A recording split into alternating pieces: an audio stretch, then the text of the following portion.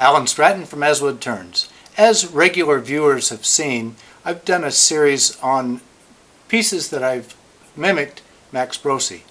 Now that I've done those, the whalebone form, the octahedron, and the bat form, it's time to branch out and do other projects using the techniques other than what he illustrated.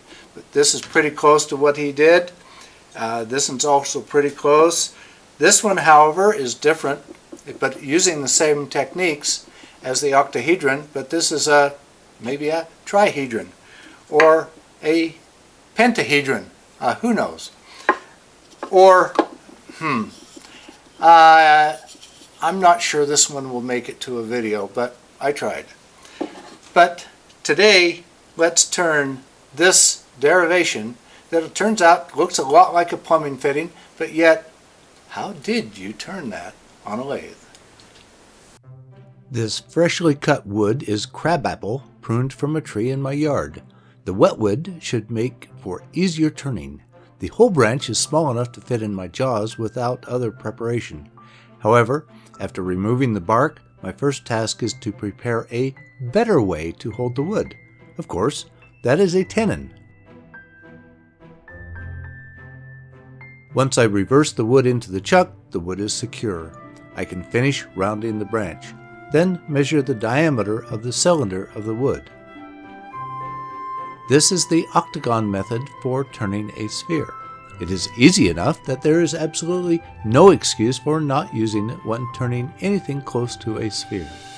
I like to write the two factors on the wood along with the results of multiplying the diameter by 0.293 and 0.414 for the corner and the side. Please see my other sphere videos for more detail. Then proceed to make the appropriate marks on the wood that make the turning easy. I turn down the ends to a diameter equal to the side of an octagon. Then make a 45-degree cut from the corner mark to the diameter on the end. This is another side of the octagon. The side next to the chuck is a bit harder. This is often easier between centers.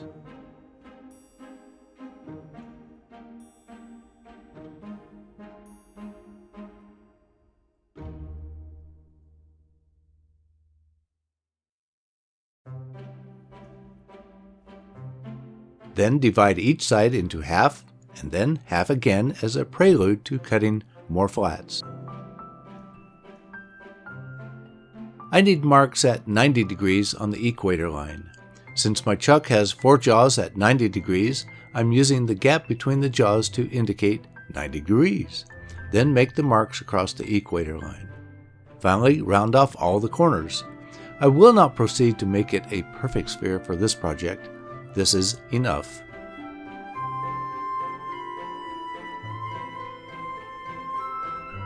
Next, I'm preparing to drill a 3/4 inch hole into the end grain.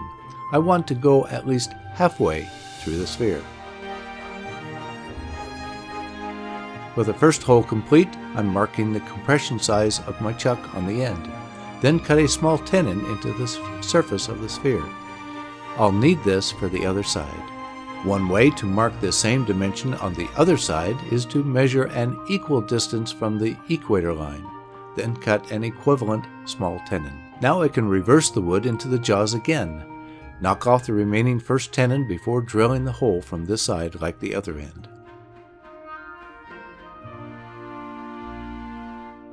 Since this is a small enough sphere to fit the face of the chuck, I'm using an unusual hold so that I can cut another tenon centered on one of those marks across the equator line.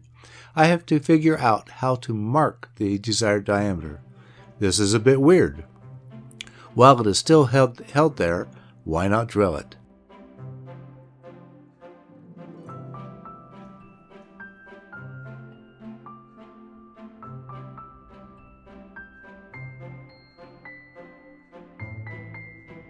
Then proceed to cut a similar tenon on the other side, and of course, drill it also.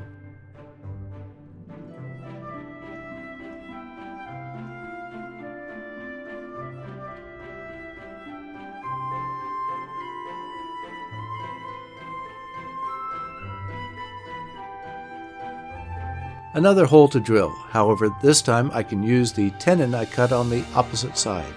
However, this time the hole is only 3/8 inch deep. Rinse and repeat one more time. By now you may have noticed that only 3 holes are to the middle of the sphere. The other 3 holes are very shallow. In the meantime, I cut a pair of plugs with a 3/4 inch tenon on one side. The main body is 1 1/4. I've also made sure that the center is well marked.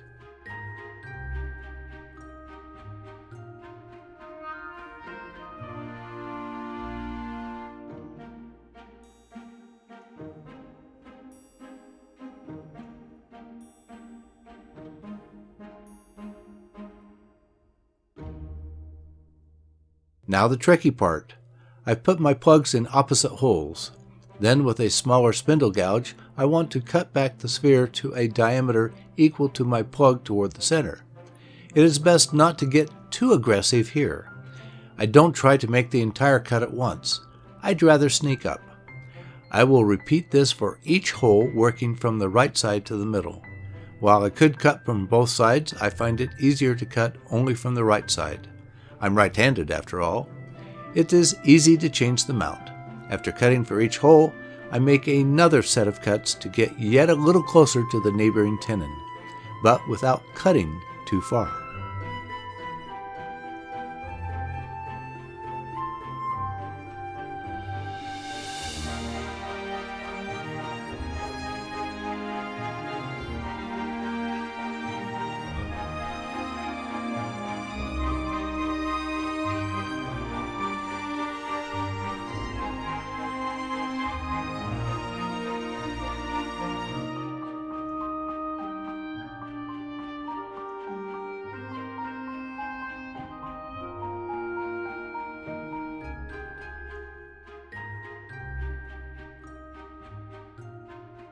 At last, all the tenons are looking good. One more set of cuts to make. I position one of the shallow holes to the right and cut down to leave only a small nub. Repeat this for the other 2 shallow holes. The work at the lathe is finished now. Now for a short trip to the disc sander to remove those small nubs and round over the corners that it can reach.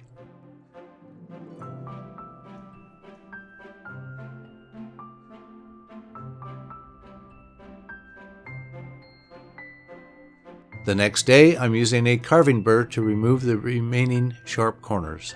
Then let it dry several days inside a brown paper bag to give it its own microclimate. Finally, hand sand through all the grits.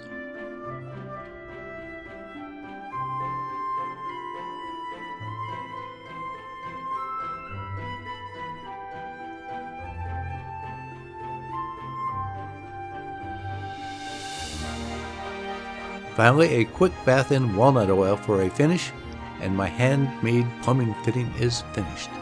What good is it? Well, for those who have to turn only utility projects, I'm sorry. This little thing is totally useless. It's only good for looking at and having people wonder how I made it, or why I made it. As for me, I like it. I'll probably make a complete set of these doodads. This is art at its most useless. Oh, but that must mean the price tag is higher. Please give this video a thumbs up, subscribe on my website, tell your friends, and send me your comments and questions. Every week I make a new wood turning video. Please wear your full face shield anytime the lathe gets turned on. Until next week's video, this is Alan Stratton from As Wood Turns.